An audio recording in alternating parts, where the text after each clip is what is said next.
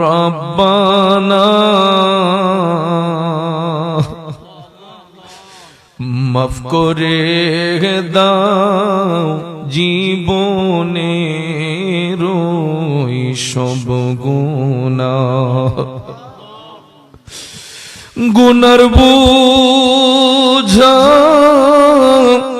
মাথায় লইয়া কান্দিছি,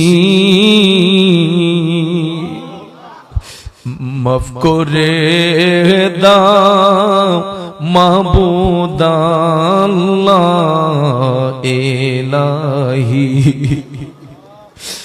যত গুনাহ করছি মাবুদ জীবনে, মাফ করে দাও নবীজির খাতিরে। তুমি যদি মাফ না করো বান্দারে, বলো তোমার বান্দা যাবে কার।